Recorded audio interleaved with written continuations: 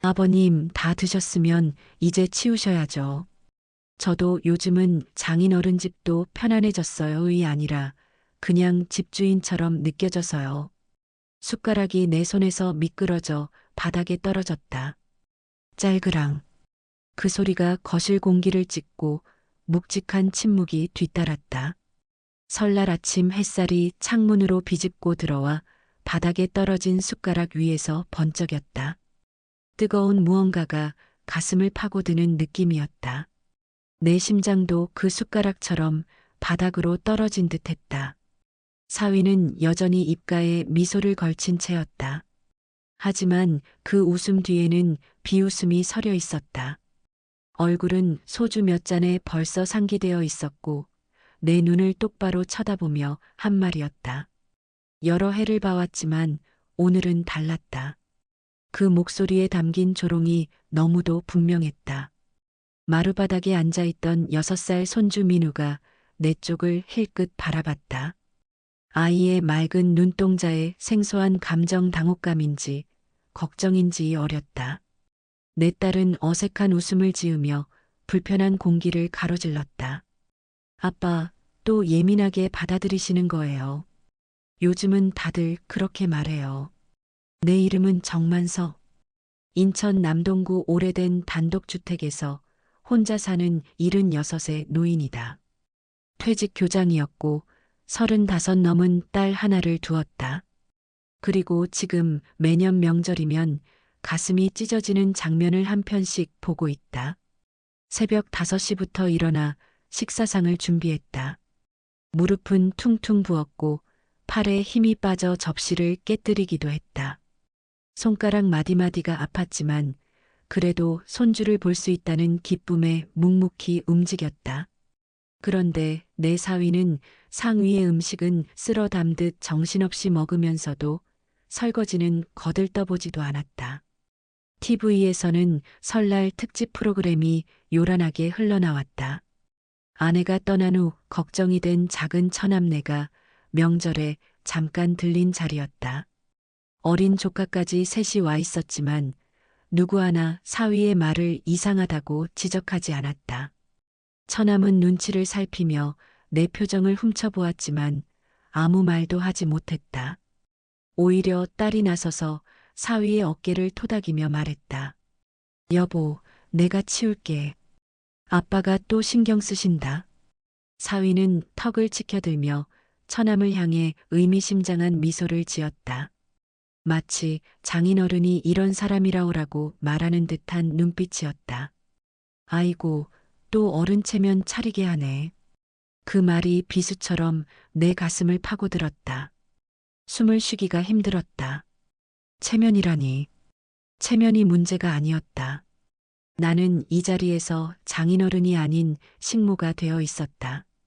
평생을 교단에서 존경받으며 살아온 내가 이제는 내 집에서조차 하인 취급을 받고 있었다.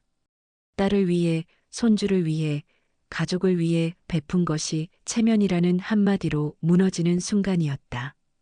처남이 나를 걱정스럽게 바라보았지만 그저 고개만 저을 뿐이었다. 그래도 참았다. 30년 교직 생활이 준 인내심으로 딸의 가정을 생각하며 손주 녀석을 바라보며 참았다. 하지만 그날 밤 처남네가 돌아가고 술기운이 오른 사위는 더욱 대담해졌다. 아버님, 옛날엔 교장이면 대접 많이 받으셨겠지만 요즘은 그런 거니 안 통하잖아요. 저희는 저희만의 가정이 있어요. 이해해 주세요. 그 순간 내 안에서 마지막 끈마저 끊어졌다. 한평생 교단에 서며 학생들에게 존중과 예의를 가르쳤던 나날들, 아내를 일찍 여의고 홀로 딸을 키우며 모든 것을 희생했던 시간들이 주마등처럼 스쳐 지나갔다. 손이 떨렸다. 목소리는 담담했지만 내 심장은 미친 듯이 뛰었다. 이젠 너희들 오지 마라. 손주도 맡기지 마라. 너희 둘 더 이상 내 밥상에 앉지 마라. 침묵이 내 말을 삼켰다. 딸의 얼굴이 창백해졌고 사위의 웃음이 얼어붙었다. 그날 밤 모두가 떠난 후 나는 고인이 된 아내의 사진을 마주했다. 내가 이러려고 평생 온갖 정성을 들여 저 딸내미 하나만 보고 살았냐? 그 자식 웃으면서 내 심장을 찢더라. 창밖으로 흩날리는 눈발 사이로 문득 생각났다. 사람의 심장은 부서져도 소리가 나지 않는다는 것을. 참을 만큼 참았다. 그날 밤 내 손등에 그의 목이 닿았다면 어땠을까? 주름진 손가락이 그의 교만한 목을 감싸는 상상을 하며 오한이 들었다. 이 늙은 손으로 사위의 목에 힘을 주는 대신 내 주먹으로 내 가슴을 쳤다. 밤새 잠을 이루지 못했다. 천장을 올려다보며 숨을 깊게 들이마시고 내뱉기를 반복했다. 벽에 걸린 시계 소리가 유난히 크게 들리던 밤이었다. 참는 게 미덕이라는 말이 평생 내 등을 짓눌러 왔다. 하지만 그날 밤은 달랐다. 가슴 속에서 용암처럼 끓어오르는 분노를 식히려 유리창을 열었을 때 차가운 겨울바람이 내 얼굴을 때렸다. 방 한구석에 놓인 낡은 앨범을 펼쳤다. 먼지가 날렸고 나는 불현듯 기침을 했다.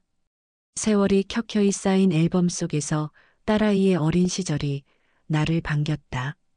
5살 딸아이가 빨간 원피스를 입고 내 손을 잡고 있는 사진. 초등학교 입학식 날 리본 달린 하얀 저고리를 입고 웃고 있는 사진. 중학교 졸업식 날 한박 웃음을 짓던 사진. 그 사진들 속 딸아이는 지금 내게 예민하다고 말한 그 여자와 같은 사람이 맞을까? 손끝이 사진 위를 더듬었다. 주름진 손가락이 사진 속 어린 딸의 얼굴을 쓸어내렸다. 눈물 한 방울이 사진 위로 떨어졌다. 서둘러 닦으려다 오히려 번지고 말았다. 마치 내 기억처럼. 해가 뜰 무렵 나는 창가에 앉아 있었다. 햇살이 점점 진해지며 방 안을 밝혔다. 아내가 살아있을 때가 생각났다. 딸아이가 5살 때 아내가 병원에서 밤 근무를 자주 했었다. 그날도 나는 도시락을 싸고 유치원 가방을 챙겨 딸을 데려다 주었다. 그때 딸아이가 내 손을 꼭 잡고 걸으며 아빠, 난 아빠가 더 좋아라고 말했을 때의 따스함이 지금도 가슴에 남아있다. 매일 밤 동화책을 읽어주던 때가 있었다.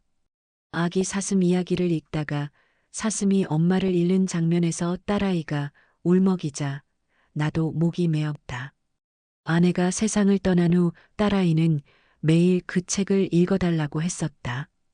괜찮아, 아빠가 있잖아라고 말하며 딸의 눈물을 닦아주던 기억. 그게 지금은 왜 이리 아린지. 가난했지만 행복했던 시절이었다. 교사 월급은 넉넉지 않았다. 생전에 아내는 간호사로 일하며 서로 의지했다. 딸아이가 좋아하는 인형과 소꿉놀이 장난감을 사러 가는 길에 함께 손잡고 걸으며 나눴던 소소한 대화들. 돈가스 한 번 사 먹는 것도 큰 이벤트였던 날들. 그 모든 시간이 지금 내 마음을 짓누르는 무게로 변해 있었다. 딸이 대학에 합격했을 때 나는 교장실 문을 걸어 잠그고 울었다. 딸아이는 내가 근무하던 학교 출신이 아니었다. 혹시라도 특혜 의혹이 있을까 다른 학교에 보냈고 그 아이는 제 힘으로 서울 명문대에 들어갔다. 애비 노릇을 조금은 잘한 것 같아서 가슴이 벅차올랐다. 아내는 이미 세상을 떠난 후였지만 하늘에서 지켜보며 자랑스러워했을 것이다. 아내는 딸이 중학생 때 갑작스런 사고로 세상을 떠났다. 그 후로 난 아버지이자 어머니가 되어 딸을 키웠다. 체육대회 날 딸의 머리를 따아주고 생리통으로 아파할 때 뜨거운 물주머니도 준비해 주었다. 그런 기억들이 하나둘 떠올랐다. 그 딸이 아빠 결혼할 사람이 생겼어요 라고 말했을 때 내 마음은 복잡했다. 아내 없이 혼자서 키운 딸이 결혼한다니 기쁘면서도 한편으론 쓸쓸했다. 그래도 웃으며 축하해 주었다. 처음 사위를 만난 날 그는 깔끔한 양복 차림에 공손한 태도로 내게 인사했다. 장인어른, 소중한 따님을 맡겨주셔서 감사합니다. 제가 정말 잘 모시겠습니다. 그때만 해도 나는 믿었다. 그가 정말로 내 딸을 행복하게 해줄 거라고. 결혼식 준비 과정에서 혼수는 거의 내가 마련했다. 신혼집 계약금도 내 퇴직금에서 보탰다. 들어가는 돈이 부담스러웠지만 아내 없이 혼자 키운 딸이 좋은 출발을 했으면 하는 바람이었다. 그래도 딸이 편안하게 살 수 있다면 하는 바람뿐이었다. 그날 밤 쓸쓸한 집으로 돌아와 벽에 걸린 아내 사진을 바라보며 당신이 있었다면 이라는 말이 목구멍에 걸렸다. 결혼 초에는 딸이 일주일에 한 번씩 전화를 했다. 하지만 시간이 지날수록 연락이 뜸해졌다. 한 달에 한 번, 나중에는 문자로 아빠, 잘 지내세요? 저희도 잘 지내요라는 짧은 메시지만 오갔다. 사위는 명절 인사도 메시지 한 줄로 대신했다. 장인어른, 새해 복 많이 받으세요. 그 뒤로 단 한 번도 방문한 적이 없었다. 3번의 기일을 혼자 지내고 나서야 딸에게서 전화가 왔다. 아빠, 우리 아기 가질 것 같아요. 손주가 태어난다는 소식에 내 마음은 복잡했다. 기쁨과 설렘, 그러나 한편으론 딸이 나를 필요로 할 때만 연락한다는 쓸쓸함이 교차했다. 그래도 손주의 탄생은 축복이었다. 처음 그 작은 손을 잡았을 때 내 눈에서는 뜨거운 것이 흘러내렸다. 살면서 너는 꼭 누군가에게 따뜻한 손이 되어주렴.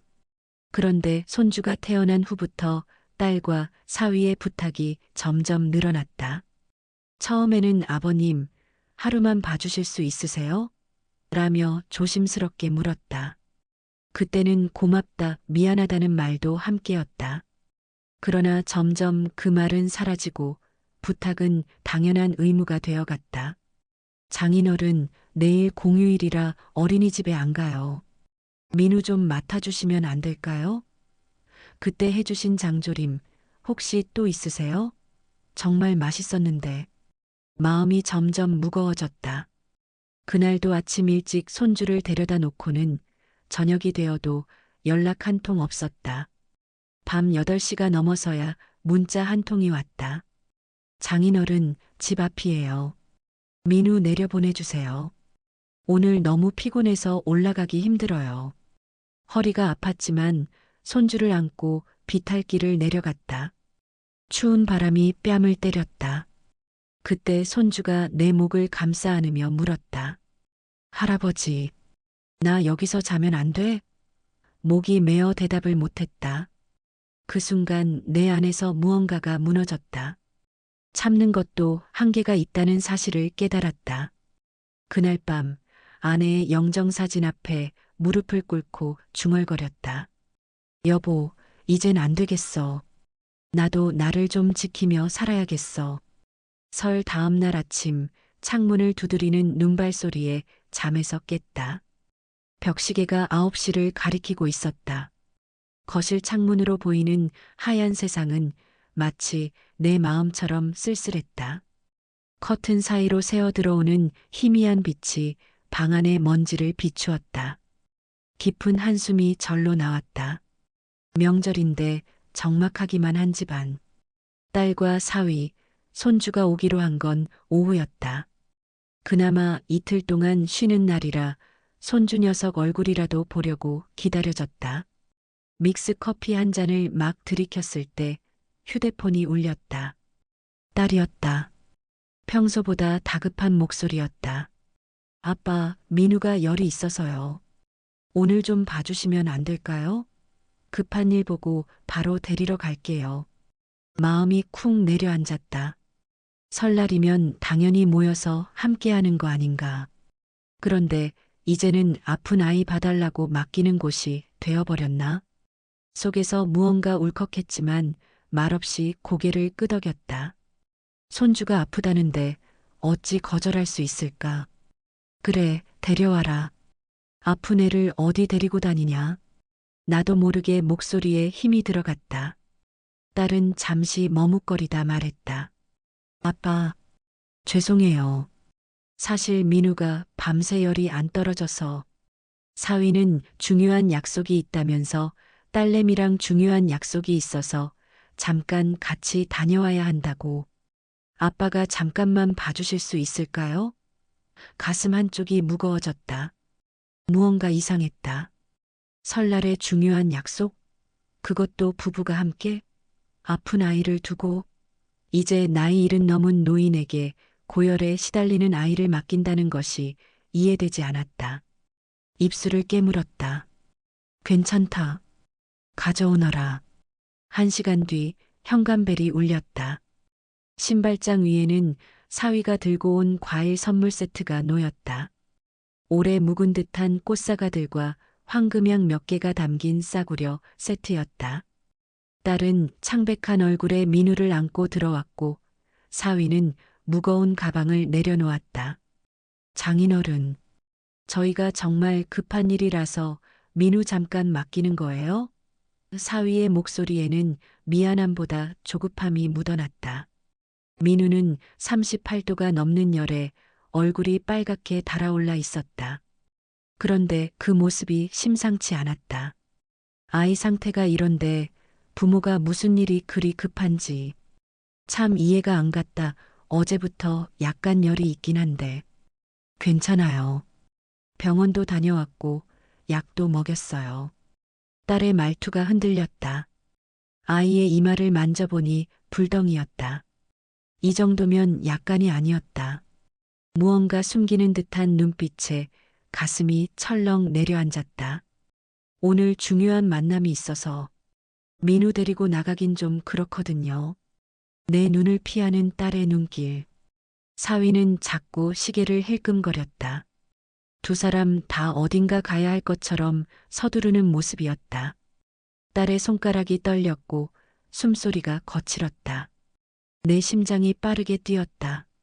뭔가 잘못됐다는 직감이 들었지만 내 입에서는 다른 말이 나왔다. 그래, 어쩔 수 없지. 조심해서 다녀오너라.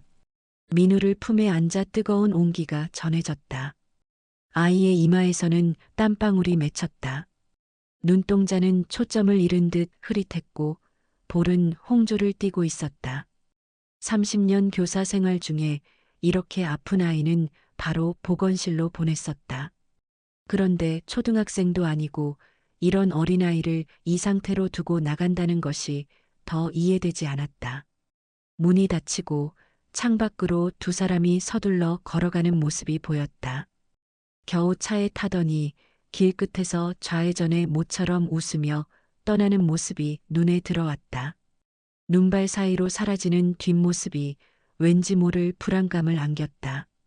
민우는 내 품에서 연신 기침을 했다. 체온계를 가져와 재보니 39도. 처방받은 약은 해열제 하나뿐이었다. 점심이 지나고도 연락은 없었다. 민우는 계속 앓고 있었다. 죽을 끓이고 미지근한 물수건으로 이마를 식혔다. 내 허리는 아팠지만 손주를 돌보느라 그런 생각을 할 겨를도 없었다. 할아버지, 엄마 아빠 어디 갔어요? 민우의 희미한 목소리에 마음이 조여왔다. 아프니 아이도 더 칭얼대며 엄마 아빠를 찾았다. 할아버지는 다정한 목소리로 달래며 전화를 걸었다. 신호음만 길게 이어질 뿐 아무도 받지 않았다. 엄마 아빠 곧 올 거야. 할아버지랑 조금만 더 있자. 후회가 밀려왔다. 아이가 이렇게 아픈데 사위와 딸을 보내줬어야 했나? 아니, 민우를 병원 응급실로 다시 데려갔어야 하는 건 아닐까? 불안한 마음에 약을 시간 맞춰주고 수시로 열을 재보았다. 저녁이 되어도 연락은 없었다. 해가 완전히 져버린 저녁 8시, 도저히 참을 수 없어 전화를 걸었다. 딸도 사위도 전화를 받지 않았다. 전원이 꺼져 있다는 기계적인 안내음만 들렸다. 불길한 예감이 머리를 스쳤다. 그들은 대체 어디에 있는 걸까? 밤 10시 마침내 초인종이 울렸다. 민우를 간신히 재운 뒤였다. 아이는 잠결에도 코가 막혀서 아파요. 할아버지, 라며 계속 끙끙거렸다. 현관문을 열자 사위가 밤 10시 마침내 초인종이 울렸다. 민우를 간신히 재운 뒤였다. 아이는 잠결에도 코가 막혀서 아파요. 할아버지, 라며 계속 끙끙거렸다. 현관문을 열자 사위가 서 있었다. 평소보다 더 뻔뻔한 표정이었다. 장인어른 죄송해요. 오늘 급하게 볼 일이 좀 많았어요. 그의 얼굴에는 죄책감의 흔적이라곤 찾아볼 수 없었다. 눈은 초점이 흐려 있었고 옷에서는 술 냄새가 났다. 눈동자는 풀려 있었고 와이셔츠는 구겨진 채 단추는 몇 개 풀려 있었다. 딸은 어디 있는지 보이지 않았다. 아마 택시에서 기다리고 있는 것 같았다. 그 순간 빨과 사위가 철딱서니도 없고 한심하다는 생각이 들었다. 설날 연휴를 친구들과 즐기러 간 것이다. 아픈 아이는 나에게 맡기고 분노가 치밀어 올랐다. 나는 아이를 품에 안은 채 현관 앞에 섰다. 손주가 이렇게 앓고 있는데 하루 종일 연락도 없이 뭐 한 거냐? 내 목소리는 차분했지만 온몸이 떨렸다. 사위는 눈살을 찌푸리며 대꾸했다. 장인어른, 요즘 시대에 애 한두 번 봐주신 걸로 이렇게 민감하시면 곤란하죠. 그럼 저희는 애도 낳지 말았어야 했나요? 그 말이 내 귀를 때렸다. 영화 속 장면처럼 시간이 느려졌다. 민감하다는 말. 하루 종일 열에 시달리는 손주를 돌본 것이 민감한 행동이라고? 심장이 터질 듯이 뛰었다. 뼈마디가 하얗게 변할 정도로 주먹을 꽉 쥐었다. 몇십 년간 쌓아온 참을성, 배려, 이해. 그 모든 것이 한순간에 무너졌다. 내 안에 쌓여있던 분노와 서운함이 터져 나올 것 같았지만 나는 입술을 깨물며 그것을 누르고 담담한 말투로 말했다. 됐다. 오늘부터는 나를 돌아보고 내 인생을 살란다. 너희 애는 너희가 키워라. 사위의 얼굴에 당혹감이 스쳤다. 처음으로 그의 자신감 있는 표정이 흔들렸다. 아이를 그에게 건네주고 문을 닫았다. 현관 밖에서 민우의 울음소리가 들렸다. 가슴이 찢어지는 것 같았지만 돌아서지 않았다. 그날 밤 딸이 전화를 걸어왔다. 목소리가 떨렸다. 아빠, 민우 맡겨준 거 너무 감사하고 고맙고. 근데 요즘 아빠 너무 예민하신 거 아니에요? 예민. 또 그 단어였다. 그들은 내 마음이 아닌 내 반응만을 문제 삼고 있었다. 더 이상 말이 필요 없다고 느꼈다. 나는 아무 말 없이 전화를 끊었다. 며칠 후 사위가 찾아왔다. 초인종이 울렸을 때 이미 알고 있었다. 그가 왔다는 것을. 문을 열자 사위는 평소보다 더 당당한 태도로 서 있었다. 이번에는 넥타이까지 맨 정장 차림이었다. 장인어른, 뭐가 그렇게 서운하셨어요? 솔직히 어르신들. 너무 섬세하시네요. 해주시는 건 고맙지만 감정 소비는 좀 줄이세요. 감정 소비. 내 마음이 산산조각 나는 것을 감정 소비라고 표현한 그 말에 마지막 끝마저 끊어졌다. 그것은 결국 감정도 말하지 말라는 의미였다. 나는 더 이상 자제할 필요가 없다고 느꼈다. 그 순간 평생을 교사로 살며 쌓아온 인내와 이해의 시간이 끝났다. 내 삶의 마지막 장을 앞두고 더 이상 불필요한 상처를 받을 이유가 없었다. 식탁 위 달력에 적혀 있던 다음 명절 표시를 지웠다. 그리고 그 자리에 여행이라고 적었다.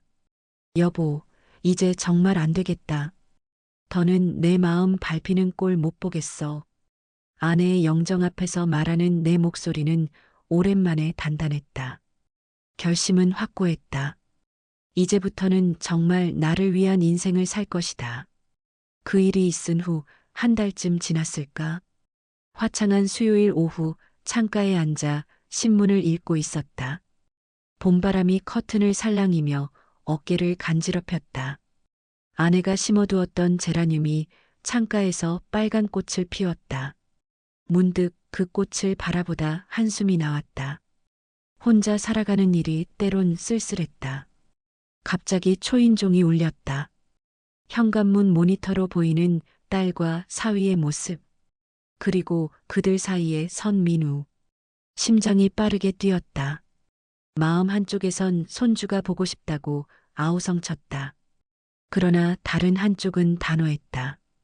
더 이상 이용당하지 않겠다고. 문을 열자 세 사람이 서 있었다. 민우는 작은 손으로 내 바지를 붙잡았다. 그 순간 가슴이 무너져 내리는 것 같았다. 할아버지. 사위는 마치 아무 일도 없었던 것처럼 태연한 목소리로 말했다. 아버님, 민우 데려왔어요. 잠깐만 봐주세요. 저희가 피부과 예약이 잡혀 있어서요. 목구멍까지 차오르는 무언가를 꾹 눌러 담았다. 아무 말도 하지 않고 고개만 천천히 좌우로 저었다. 사위의 얼굴에 당혹감이 스쳤다. 처음 거절당해 보는 모양이었다. 그는 어이없다는 듯 헛웃음을 지었다. 또 삐치셨어요? 아이 봐주는 게 그렇게 감정적인 일은 아니잖아요. 삐치다. 감정적. 내 마음의 상처를 마치 어린아이의 투정처럼 표현하는 그 말들이 가슴을 파고들었다. 딸은 민망한 표정으로 옆에 서 있었다. 그런 사위를 말리지도 내게 사과하지도 않았다. 나는 천천히 입을 열었다. 목소리는 담담했으나 속에서는 화산이 끓어오르고 있었다. 그동안 내가 애본 게 너희한테는 그냥 부담으로밖에 안 보였나 보구나. 민우는 내 다리를 붙잡은 채 올려다보았다. 아이의 순수한 눈빛이 마음을 찔렀다. 딸이 내 말을 끊으며 빠르게 말했다. 아빠, 제발 좀 예민하게 굴지 마세요. 요즘 부모들도 다 손주 봐주고 그래요. 아빠만 유난이에요. 그 말이 화살처럼 가슴에 박혔다. 아빠만 유난이에요. 그건 결국 당신만 문제예요라는 소리였다. 내 딸의 입에서 나온 말이라 더 아팠다. 마음 깊은 곳에서 무언가가 끊어지는 소리가 들리는 듯했다. 목구멍이 화상을 입은 듯 뜨거웠다. 아내가 살아있을 때 우리는 자주 대화했다. 우리 딸이 좋은 사람 만나면 좋겠다. 딸이 행복하게 살았으면 좋겠다. 그런 바람으로 살아왔는데 이제 내 딸은 내게 유난스럽다고 말하고 있었다. 민우의 작은 얼굴을 바라보았다. 볼에 옅은 주근깨가 있는 아이. 내 손녀딸을 닮은 눈을 가진 아이. 그 아이가 나를 의지하며 웃던 얼굴이 떠올랐다. 아이는 죄가 없었다. 내 분노와 상처는 그 부모를 향한 것이었다.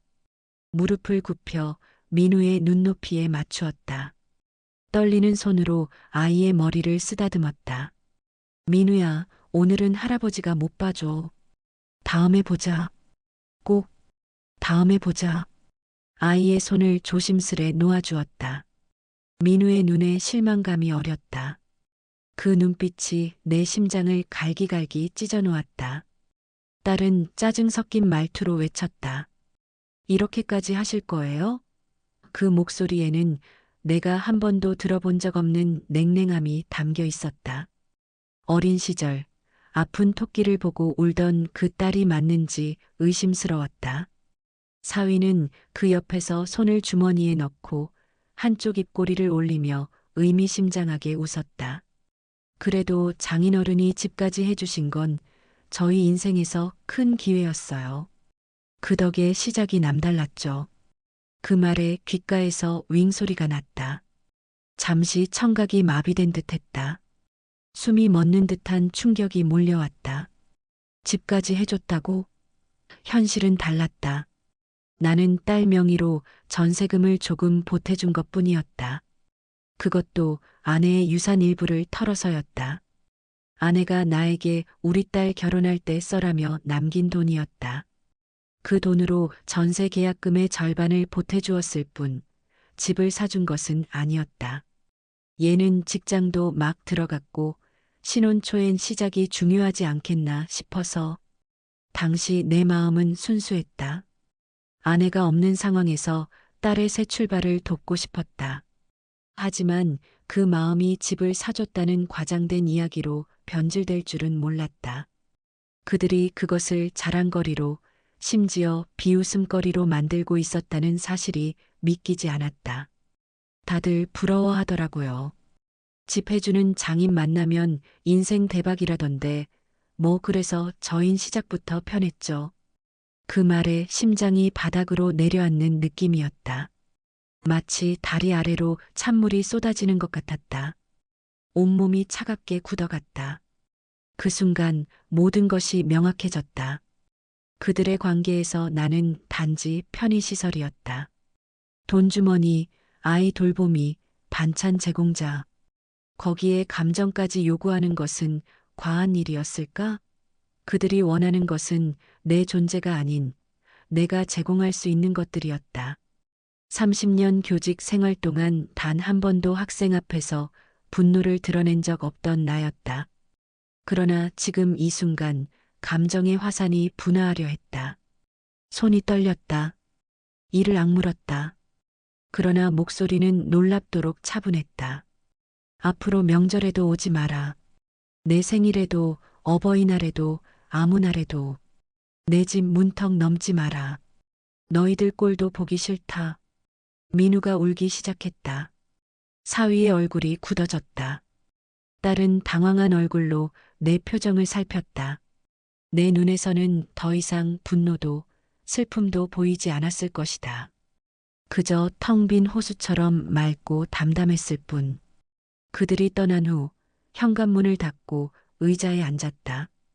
창밖으로 햇빛이 눈부시게 내리쬐고 있었다. 아름다운 봄날이었다. 아내가 심은 제라늄이 그 햇살 아래 더욱 선명한 붉은색으로 빛났다. 여보, 난 이제 정말 내려놓으려 해. 더는 상처받지 않으려고 해. 아내의 사진을 보며 중얼거렸다. 이제 홀로 서기를 시작할 시간이었다. 더 이상 누군가의 부속품이 아닌 온전한 한 사람으로서. 그 일이 있고 넉 달이 지났다. 계절은 겨울을 지나 봄이 왔다. 뒷마당에 심어둔 매화나무에 꽃봉오리가 맺히기 시작했다. 아내가 생전에 그 나무를 심으며 내 손을 꼭 잡던 날이 떠올랐다. 여보, 이 나무가 꽃을 활짝 피울 때 우리 집이 가장 아름다워요. 매년 봄마다 나무가 흰 꽃으로 뒤덮이면 그때마다 당신과 내가 함께한 시간을 기억할 거예요. 그녀의 목소리가 귓가에 생생했다. 꽃잎처럼 하얀 그녀의 손과 내 투박한 손이 매화 묘목 주위에 흙을 덮던 그날. 올해도 어김없이 그 나무는 꽃을 피웠지만 그 아름다움을 함께 나눌 사람이 없다는 사실이 가슴을 아프게 했다. 딸과 사위에게 문을 닫은 후 세상이 조용해졌다.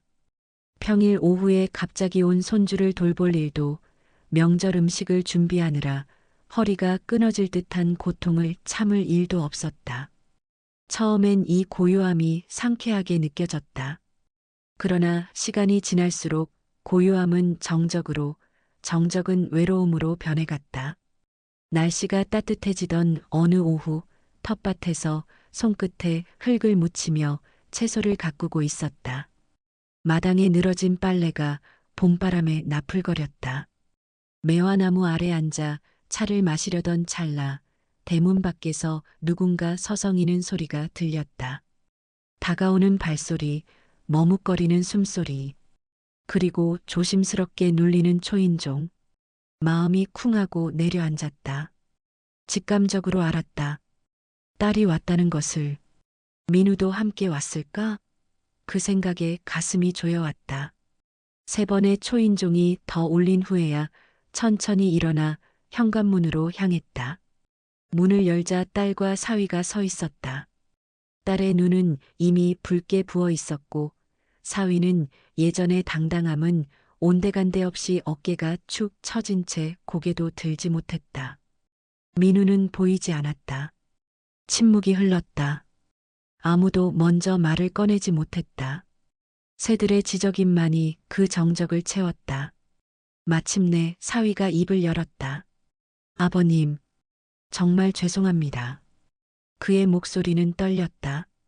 평소에 자신감 넘치던, 때론 오만하기까지 했던 말투는 사라지고 없었다. 사위는 현관 앞에서 무릎을 꿇었다. 갑작스러운 상황에 당황했다. 제가 너무 잘못했어요. 사위는 말을 더듬으며 계속했다. 회사에서도 징계받았습니다. 직원들이 제 행태를 모두 고발했더군요. 저, 이제 갈 데가 없습니다. 그제서야 이들이 찾아온 이유가 어렴풋이 이해되었다. 사위의 얼굴은 지난 몇 달 사이 수척해져 있었다. 눈 밑에는 다크서클이 짙게 내려앉아 있었고 양복은 구겨져 있었다. 넥타이도 없었고 와이셔츠 깃은 헤어져 있었다. 아버님한테 했던 말들 다 제 교만이었습니다. 전세금 보태주신 것도 집 사준 것처럼 말했던 거 진심으로 사죄드립니다. 딸도 따라 무릎을 꿇었다. 그 작은 등이 흐느낌으로 떨리고 있었다. 딸의 어린 시절 무릎을 다쳐 울던 모습이 겹쳐 보였다. 그때는 내가 달래줄 수 있었는데 지금은 그럴 수 없었다. 가슴 한구석이 무너져 내렸다. 아빠, 난 왜 그때 그 사람 말만 믿었을까요? 아빠가 엄마 없이 절 위해 그렇게나 많은 것들을 해준 건 사랑이었는데 난 그걸 생색이라고만 생각했어요. 딸은 고개를 들지 못한 채 계속 흐느꼈다. 그 모습이 내 심장을 찢어 놓았다. 화를 내려 해도 내면 깊숙한 곳에서 딸에 대한 사랑이 올라왔다. 이른 평생 자식에 대한 사랑은 그 어떤 것보다 강했다. 아빠 같은 남자, 나도 그런 사람 만나야 했는데 그 말에 나는 눈을 질끈 감았다. 딸의 한마디가 가슴에 아프게 박혔다. 평생 교직에 몸담으며 흔들림 없이 가정을 지키고 원칙을 가르쳤던 내 모습, 아내가 마지막 숨을 거둘 때까지 한결같이 곁을 지키며 약속을 지켰던 살. 그 모든 것이 사랑이었음을 이제야 딸이 알아준 것이다. 바람이 매화꽃 향기를 실어왔다. 마당에서 새들이 지적이었다. 세상은 여전히 아름다웠다. 나는 한참을 말없이 서 있었다. 그리고 천천히 입을 열었다. 지금 이 늦은 사과 받아야 하나? 말아야 하나? 솔직히 마음 한쪽은 아직도 쓰리다. 목소리는 담담했지만 가슴속은 복잡했다. 오랜 세월 교직에 있으며 수많은 학생들을 가르쳤다. 그 중에는 잘못을 저지르고 뉘우치던 아이들도 많았다. 그때마다 내가 그들에게 해주던 말이 있었다. 하지만 사람이 잘못을 깨닫는다는 건 어쩌면 그 자체로 용서받을 자격이 있다는 뜻일지도 모르지. 그 말을 하는 순간 내 안에 무언가가 조금은 풀리는 느낌이 들었다. 오랫동안 묶여있던 매듭이 서서히 풀어지는 것 같았다. 늦었지만 그 늦은 시간이 너희를 바꿔준 거라면 다행이다. 딸과 사위의 눈에서 안도의 빛이 번쩍였다. 하지만 나는 쉽게 그들을 집 안으로 들이지 않았다. 상처는 시간이 필요했다. 그날은 그렇게 대문 앞에서의 짧은 대화로 마무리되었다. 일주일 뒤 사위와 딸이 민우를 데리고 다시 찾아왔다. 이번에는 현관문을 열어주었다. 민우의 작은 손에는 종이가 들려 있었다. 서툴게 그려진 그림 편지였다. 할아버지, 할머니, 엄마, 아빠, 그리고 민우가 손을 잡고 있는 그림. 꽃밭 옆에서 웃고 있는 모습이었다. 할아버지, 우리 가족이 이렇게 웃을 수 있는 건 다 할아버지 덕분이에요. 민우의 천진난만한 목소리에 눈시울이 뜨거워졌다. 할머니까지 그려놓은 아이의 마음이 짠했다. 나는 무릎을 꿇고 아이를 품에 안았다. 작고 따뜻한 등이 내 품에 닿았다. 그 온기를 통해 내 인생이 아직 살아있음을 느꼈다. 그날 딸은 사위의 지난 행동에 대해 자세히 털어놓았다. 회사에서의 갑질, 집에서도 계속된 무시와 비아냥, 그리고 마침내 왔던 위기. 동료들의 제보로 징계위원회에 회부되었고 결국 권고사직을 당했다고 했다. 그제서야 자신을 돌아보게 되었다는 사위의 고백이 진심으로 느껴졌다. 그날 이후 시간이 지나며 조금씩 관계가 회복되었다.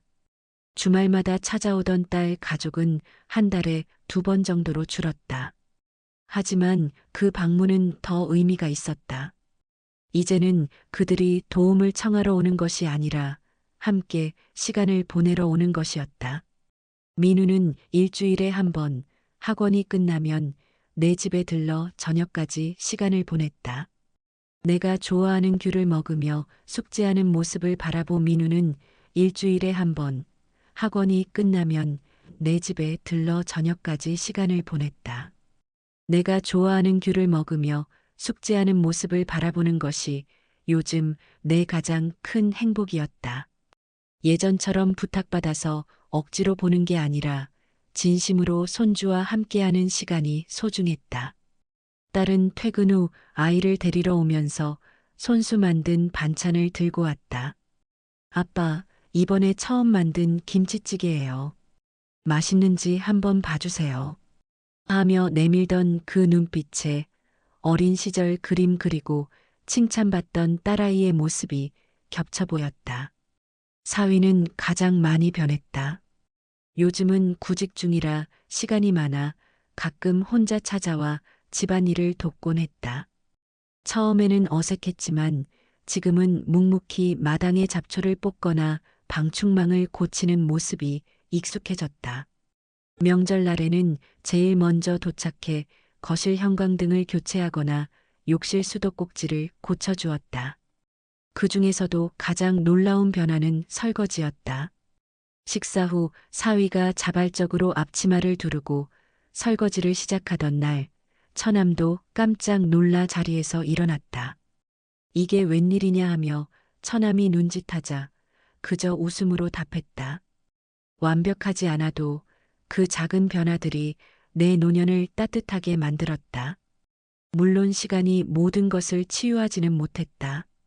가끔은 지난날의 상처가 아릿하게 떠오르기도 했다. 하지만 이제는 그 아픔을 끌어안을 수 있는 여유가 생겼다. 아내의 사진을 바라보며 웃을 수 있게 되었다. 여보, 며느리는 없지만 이제 딸과 사위가 제대로 된 것 같아. 늦게라도 잘 된 것 같지 않아? 세상 사람들이 보기엔 별것 아닌 일상이겠지만 나에게는 이 순간들이 참 소중했다. 손주의 웃음소리가 집안에 울리고 딸이 부엌에서 노래를 흥얼거리고 사위가 마당에서 일하는 소리. 이 모든 소리가 삶의 화음이 되어 내 마지막 여정을 따뜻하게 채워주었다. 달라진 것은 그들만이 아니었다. 나 역시 변했다. 이제는 모든 것을 내려놓고 기다릴 줄 아는 여유가 생겼다. 내 인생의 가을이 이토록 풍요로울 수 있음에 감사했다. 오늘도 매화꽃 향기가 마당 가득 퍼졌다. 그 향기 속에 아내의 숨결이 느껴지는 듯했다. 환하게 웃는 손주를 바라보며 생각했다. 사람의 심장은 부서져도 소리가 나지 않지만 다시 이어붙일 수 있다는 것을, 그것이 바로 가족의 의미인지도 모른다. 가족이란 서로를 이용하는 사이가 아니라 필요할 때 가장 먼저 손 내밀 수 있는 사람이 되어주는 것입니다. 오늘 이야기 마음에 남으셨다면 구독과 좋아요, 알림 설정까지 부탁드립니다. 구독자님 가정에 오늘도 웃음과 따뜻한 마음만 가득하시길 바랍니다. 감사합니다.